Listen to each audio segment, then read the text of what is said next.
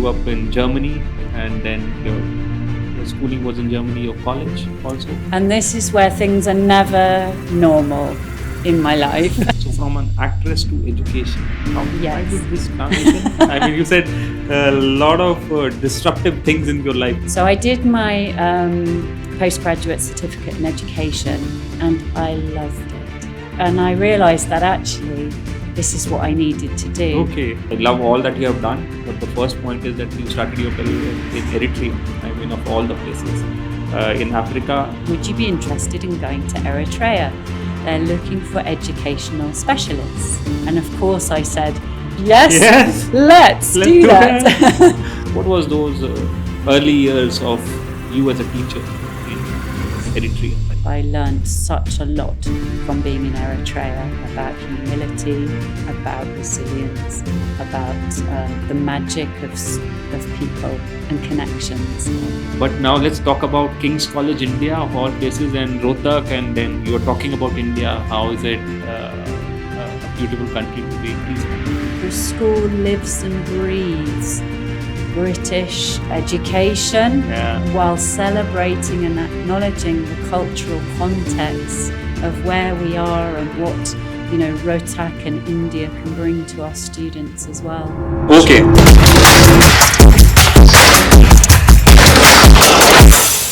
Hi, this is Ankur Vora, Intersect by Masters Union podcast series.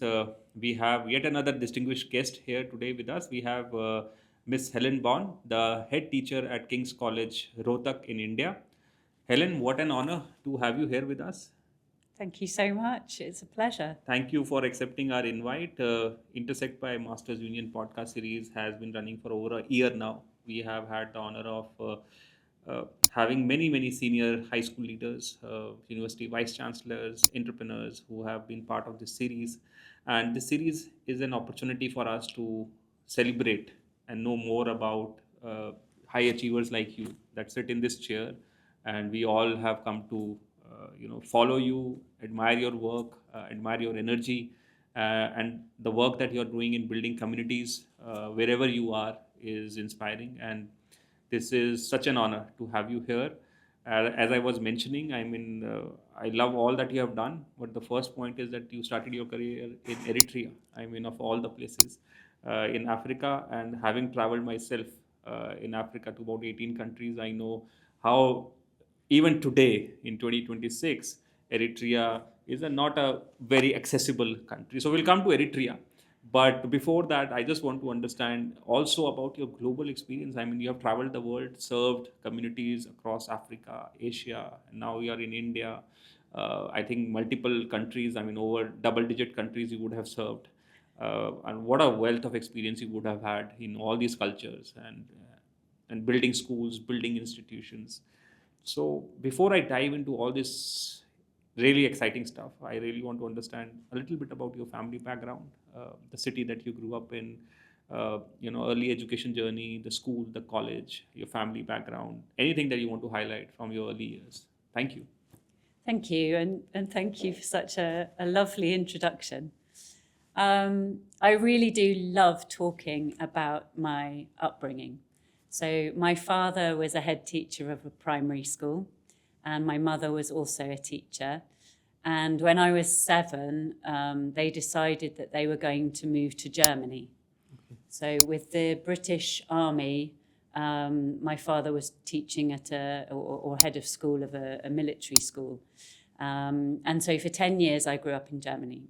And the schools were phenomenal. So they were British schools.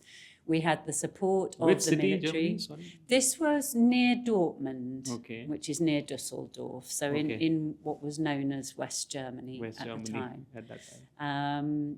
And the army did not want any of their schools to be worse than schools back in the UK. So we were given lots of resources, lots of support. I remember one Christmas, Santa Claus coming in on a helicopter. Okay. We had these, sort of melees or fetes. And one of the stalls was the British military doing war wounds, because when they did their exercises for the medical part of the military, they had to dress wounds and things, so they knew how to make fake wounds. So we could go and get fake wounds during this melee, which was just fantastic. We had music weekends where we would go to another school and we would sleep in the school on these military camp beds, and we'd all learn different parts of the orchestra, and then on the Sunday we'd get together and we'd have a concert. Amazing. Wow. And my love of theatre was Okay. really solidified at that time. I had a really inspiring drama teacher. We did so many productions. I was in the musical Grease, I was in the musical Godspell, I was in another musical called Our Day Out, Oliver.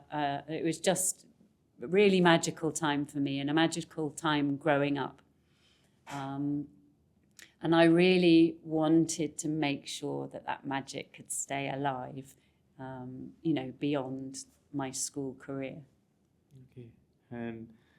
And so you grew up in Germany, and then your schooling was in Germany. Your college also was. So this is part 2. Okay, yes, please, let's enter part 2. So part 2, at the age of 16, I moved back to the UK. My parents were still in Germany, and I went to college, and I went to do what's known as a BTEC in performing arts. Okay. And BTEC in performing arts. yes. Okay. And this is where things are never normal in my life. So I then managed to get myself a job as an actress, working on a summer camp. Okay. So as part of my BTEC course, they gave me credits for it. I went to work for 7 months on this holiday camp, doing shows for children. And we had 3 shows a day. One day I was Dorothy in The Wizard of Oz. The next day I was Jane in Mary Poppins. We had Halloween shows for the children, and all sorts of different shows. I then did my degree in performing arts as well in De Montfort University in Leicester. And then I spent 4 or 5 years in and out of acting work all over the UK. I did a Shakespeare in the Park in London. Amazing. I did a musical at the Royal Festival Hall in London. I was even Dorothy again. This Wizard of Oz theme comes back a lot, but in Canterbury at the Marlow, I was Dorothy. And then there was a shift, another part to the journey, which was when I decided to do my postgraduate in education. So from an actress to education, why Yes. did this transition? I mean, you said a lot of disruptive things in your life. I mean, you have always not followed the The path. I think the road less traveled will be Yeah. a good analogy here. So what brought you to education? So obviously with the parental connection, I knew quite a lot about teaching. And I decided that if I was a supply teacher, because there's a lot of supply teaching in the UK, particularly in primary. So if a teacher is sick, you'll get somebody in to cover. And I thought I could supply teach while looking for acting work. Okay. So that was the idea. Yeah. So I did my postgraduate certificate in education, and I loved it. It was my home. Okay. You And fell it in love was, with the place. yeah, and I realized that actually this is what I needed to do. Okay. And I would bring my theatricals into the primary classroom. I would teach phonics with puppets. I would teach, we had a religious education, and I would teach some of the stories from the Bible about the sheep through acting stories. And really loved that I could take on characters when reading stories to children and inspire them to be creating their own mythical characters in their writing. And then during my PGCE, I went to one of these career fairs, and I saw an advert for volunteer service overseas for VSO, and that became the next part of my Eritrea? journey. That was Wow! Eritrea. Now let's talk about Eritrea. So that was the trigger. Tell us a little bit That more was the about this. trigger. Yeah. So I saw an advert for volunteer service overseas, and I knew that I wanted to do that. So it was quite a rigorous application process. They wanted to make sure that their volunteers were psychologically ready to go abroad, that they didn't have extremist views, that they were going to be resilient. And I somehow managed to pass all of Wow, those. God bless you. And then they kind of give you some choices of where you might like to go. And they said, would you be interested in going to Eritrea? They're looking for educational specialists. And you would be a methodology trainer. You would go to a village and you would have 19 schools in your region. You would go around those 19 schools and you would help to train teachers. And of course I said, yes. let's do that. So I found myself on a plane heading to Eritrea. Which year was that? This was in 2003. Wow. And I remember the very first night in Eritrea. I'm quite a bad sleeper, and I was awake at 2 a.m, and I heard the call to prayer. And I felt, this is another home. Okay. I felt people are awake. I'm not the only one. And the unusual smells and the weather as well was just another magical experience. And I knew I was going to be okay. Wow. Yeah. Beautiful. And you really fell in love with Africa. I mean, I read about you. I mean, Eritrea, Sudan, Tanzania, Togo, and then, I mean, so tell us a little bit about your experience of your teaching in Africa. I mean, how was the experience like? I mean, as a first-time teacher, you are flying into Eritrea and you have to go to villages. I mean, you were in London, you were an actress. I mean, and performing, and then you are you decide that you want to be in teaching, but not in UK, but you go to one of the most difficult places, right, to be in. So tell us a little bit of, if you can talk about what was those early years of you as a teacher in Eritrea like? Any impressions from that time? So many impressions. And I was very lucky with Eritrea. They were so welcoming. And they are a community where they want you to come to their home and they want you to experience their culture. And I thrived on that.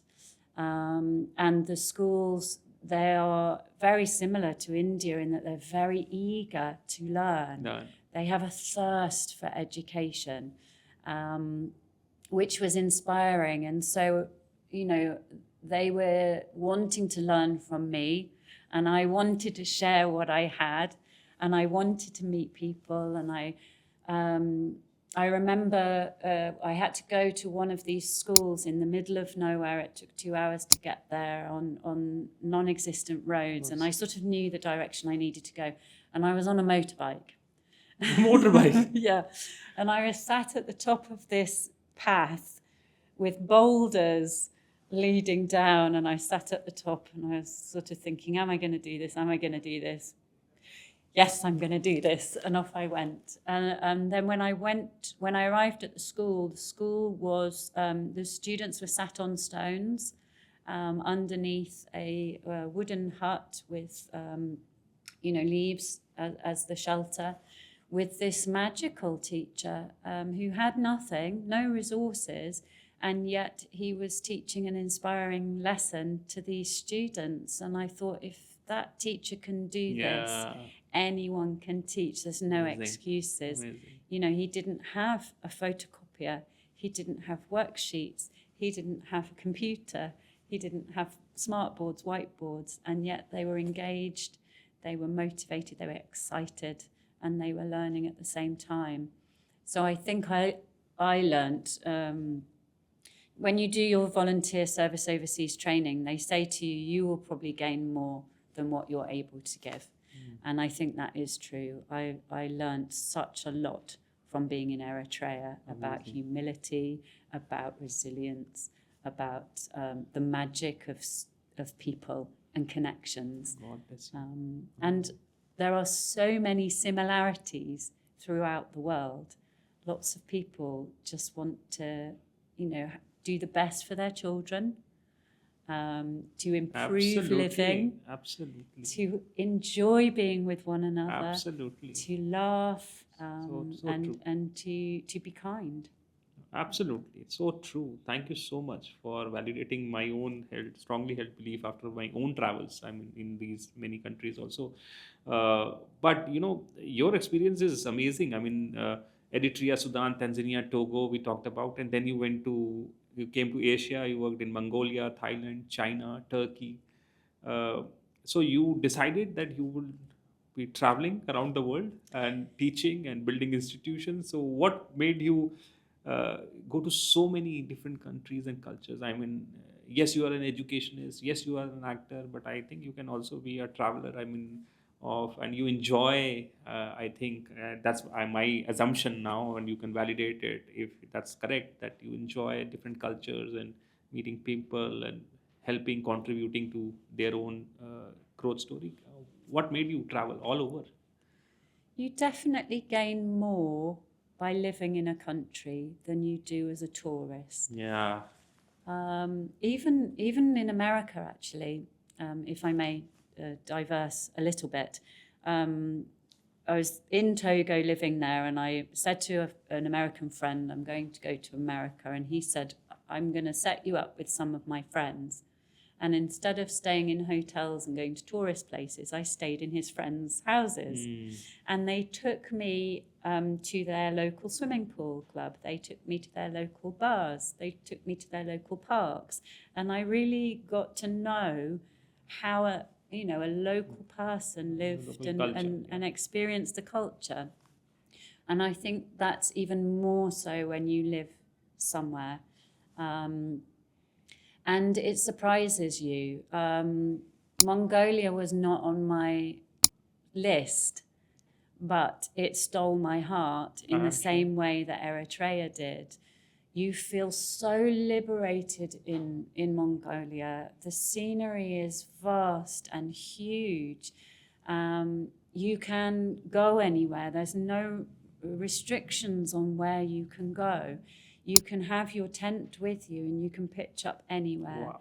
It's in obviously in the winter it goes down to about -40. But you wrap up warm, the sky is blue, and everybody is smiling and happy.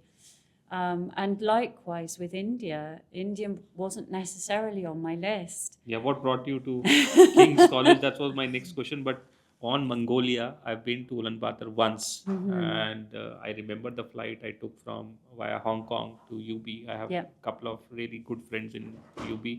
I was there for 3 days. We used to run English training programs, and Mongol students used to come to India for English training, and I had teachers there. And I mean, the sky is blue, and the Siberian winds are beautiful. And I had promised I'll come back to go visit the countryside. And they were after my life. You should have come for a longer duration, visit the countryside, see our country. And I'm like, I'll definitely come back. That's on my to-do list to go back and enjoy that countryside. But you have been there. And what a lovely place. I mean, I just wanted to give a shout out to my friends in Mongolia. Beautiful. And you have served in Mongolia. But now let's talk about King's College, India, of all places, and Rohtak. And then you are talking about India. How is it a beautiful country to be in? Please, ma'am. So I tend not to choose countries, they choose me. Yeah. And the next sort of opportunity that comes along, I'm very much a yes person. Okay. I'm going to do that. I'm going to give it a try. Okay. And it hasn't let me down so far. So that would be one of my top tips in life. If you get an opportunity, take it. The opportunity came to be the head of King's College India. And it has been amazing, surrounded by so many incredibly talented professionals in the school. The students, as I mentioned before, have this thirst for learning and this energy for learning.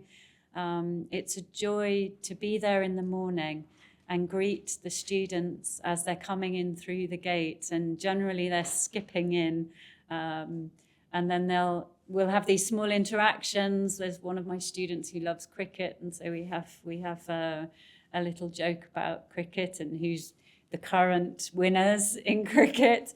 And other students, we talk about stories and that kind of thing. And so being at King's College has been an amazing experience, having that link with King's College from the UK. We're strongly connected to King's College Taunton, which is the feeder to King's College London. And we are strengthening those connections. In terms of the school itself, it's got its 10-year anniversary coming up.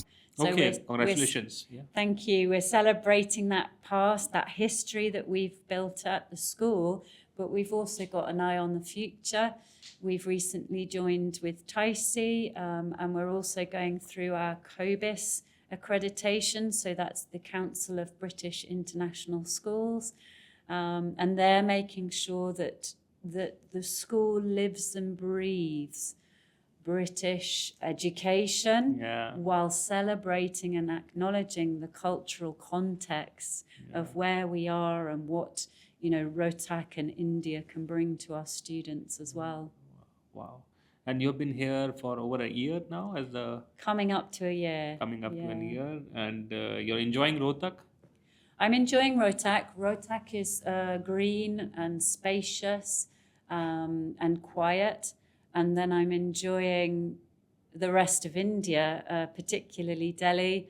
I'm enjoying continuing to make those connections, just as when I was that volunteer. And you're doing a fabulous job of it. Let me be, I've worked in education space for the last 15 years myself, traveled 2,000 plus institutions in 40 plus countries. I'm in part of founding team at Ashoka and then OP Jindal right now, also with Masters Union for the last 3 years. I mean, King's College came at my radar when you were...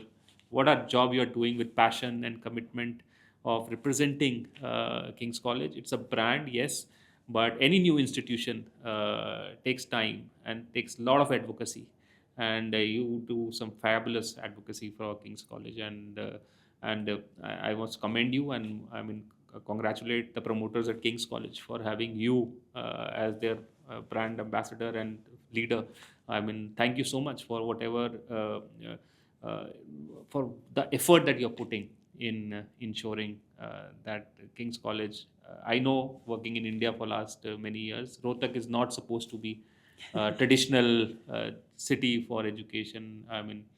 But worked with a couple of institutions that were built in Sonipat, which is a sister city to Rohtak. And I remember early years for us also were tough with Ashoka and telling them we are in Sonipat, and people used to say, where is Sonipat? And now people have started accepting Sonipat and Ashoka and Jindal and us. I'm sure it is going to happen very soon for you as well. But thank you so much, Helen. What an honor, and thank you for being here. We are looking forward to our interactions. This is our first time that we are meeting, but I'm hoping that we'll strengthen our collaboration both at personal level and at the institutional level. Thank you. Any final words you would like to share? I'm just really happy to be able to promote education reform in India. I think it's such an exciting place to be, and I can't wait to see what we're able to achieve together through things like the Masters Union. Thank you so much. Thank you so much.